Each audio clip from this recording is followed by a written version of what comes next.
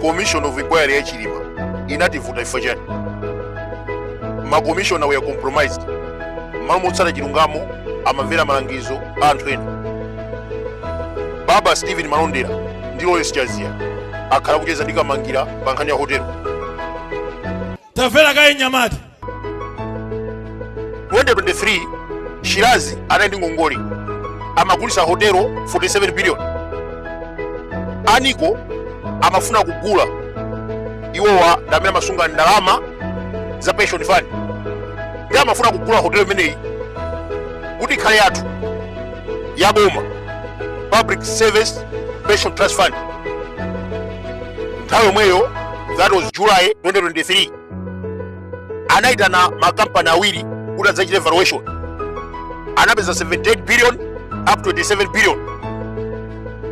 Komabe Yusuf Investment inauza boma kunena kuti sitikufuna ndalama zonsezo, just give us 47 billion tibweze ngongole.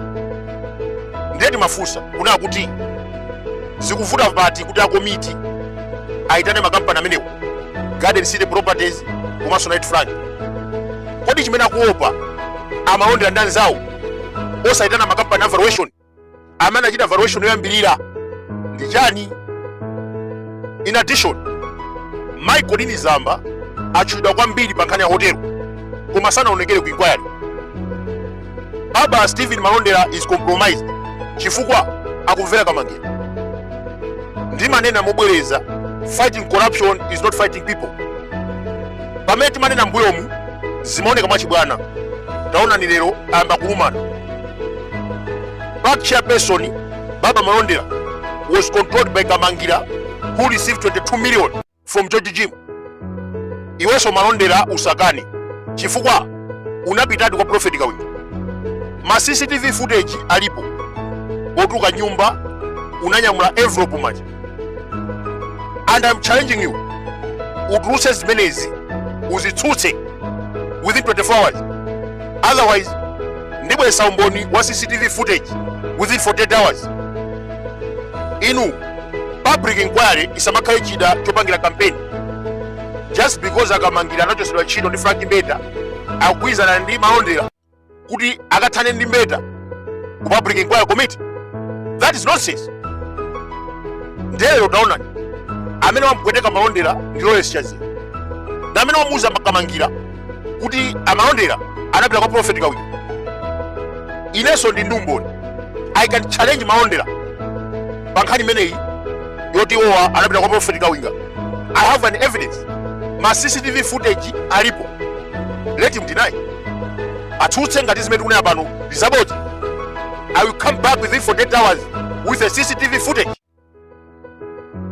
Omaliza ngati Malawi tikunena kuti musanatulutse report ya hotelo aitaneni Michael Nizamba, makampani awiri valuation, Garden City Properties komanso Knight Frank, apite ku public inquiry akafunsidwe mafunso. Tinakuona ni munaitana Aniko, komatu Aniko amene wanda amene anaitana ma valuators awiri, Knight Frank and Garden City. Daniel Dunga munamuitana ku Commission of Inquiry, but you did not invite those valuators. Why? Amalawi ali ndi mafunso, inquiry yatha koma mafunso amene osanayankhidwe. Zomwe zija zimene tinaziona pa Commission of Inquiry ya Chilima. This is nonsense. Chimene Amalawi akumudzi komanso eneke ndalama mapensionia, chimene afuna kudziwa kodi amene analamula kuti tigule hotelo ndi ndani, amagula hotelo chifukwa chani, process namba bwanji, ndi chifukwa chani Yusuf atakuzani kuti hotelo mugulisa 47 billion inyo simunapeke ndalama, chifukwa ndalama mwana nazo. Why you did not pay? Because that was 2023. It's the same like ineyo ndizigulisa nyumba imeneyi ndikugulisa 150 million 2023. 2026 musembekezere kuti nyumbayo mwigula mtengo mwewo wa 150 million. Zinthutu zimakwera. And 2023 Yusuf anaika hotelo ya Malesi 47 billion chifukwa ndi ngongole. And at the same time, that was in June 2023. And we remember, kuti in November 2023 the government inakwesa kwacha ndi 44%. Hotelo inakwera. 2024 anakwesaso. 2025 kwacha yakhale kugwa kawiri kapena katatu. And someone is believing kuna kuti hotelo imene imagulisidwa 47 billion in 2023 ikhalabe 47 billion in 2026. Menda fotokozera kuna kuti musanaluse report tawaitane ni Michael Nzamba. From there muitane mavaluators makampani awiri amene achita valuation in 2023. Ndichifanya ni mavaluators amenewa Garden City Properties komanso Knight Frank anatiuza 2023 in July kuna kuti hotelo ya Amaris valuation is 17 billion up to 27 billion. That was 2023. So aitane na amenewa Zamba, Garden City Properties komanso Knight Frank amene wa watu wafuna nditu musanaluse report afotokoze, because you cannot go Dane Dunga waniko ndamene aitana Garden City Properties komanso Knight Frank. Dane Dunga tinamuona ku commission of inquiry koma makampani amene wa valuation sinaone malo make munaitana zisiruzi, you call it UMJ whatever the name, we don't know them. Amene kwaziwa ifeyo ndi awawa Garden City Properties komanso Knight Frank. In conclusion, nkhani yoti amaondera amacheza ndi Kamangira ndikumapasa mafunso ndizona komanso zimene tikumva kuti park chairperson amene Baba Stephen Maondera anapita kwa Prophet Kawiri ndizona ndithu. Ma CCTV footage alipo, Maondera akutuka nyuma mwa Prophet atanyamwa envelope manja. Ndetu kudabwa lero akuchita kukana poera mpaka ma screenshot za manyazi kwambiri. Baba Stephen Maondera anene akudziwa kuna kuti kunyumba kwa Kawinga kuli makamera ndipo zonse zimene amachita mayendedwe yake zinasungidwa in footage.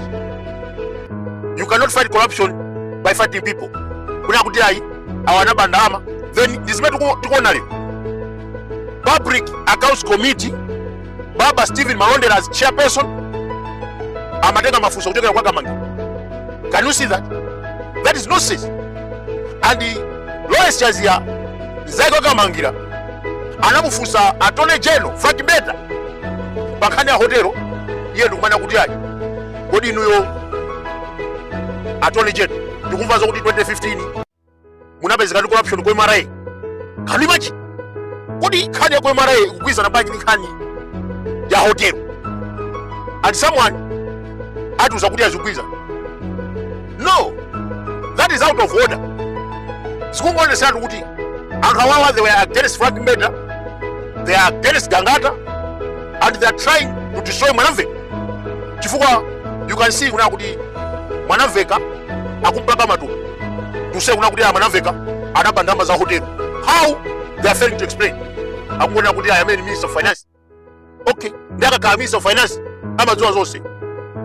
Ndalama za hotelo zinatulukira ku CTH Bank and zinatuluka kumeneko Reserve Bank sinadziwe. Minister of Finance akanadziwa bwa. Reserve Bank sinadziwe. Minister of Finance akanadziwa bwa. Ndelero mkulimbana ndi Minister of Finance kuti ayeyi ngamene wapangisa kuti ndalama zituluke. This is not pay as you go. As a matter of fact, this is not pay as you go. Ndalama zinatoka contributor fund. Akwepera kuyankha. Ndakuna no. Mwanamveka anakulisa bank ya Mali Savings in 2015. That is another nonsense. As a matter of fact, 2015, Minister of Finance was good on conduct. So, osafuna kutana nthawi. Public Inquiry Committee imene ilipo aithetsa. Silingamamvere zoyankho za Kamangira ku Parliament Committee. That is useless.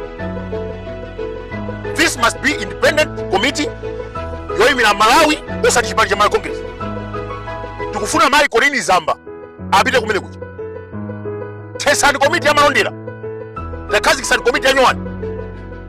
Mwikeko even MP wa independent kama Musa Malola, but we can change the constitution. Kufuna bwesa chiungamo we have to change the constitution. Titenge MP wa independent akale backshare person, not Malonde abera kucheza ndi Kamangira lumapasa mafuso akuti afuna kugwesa flag mbeda tusani kani meneyi ya CCTV footage. Amalondera munapita kwa Prophet Kawinga munalowa nyumba potuluka munanya mu envelope manje. I have the footage. Mutuse within 24 hours and I'll come back within 48 hours with an evidence. History is the best teacher.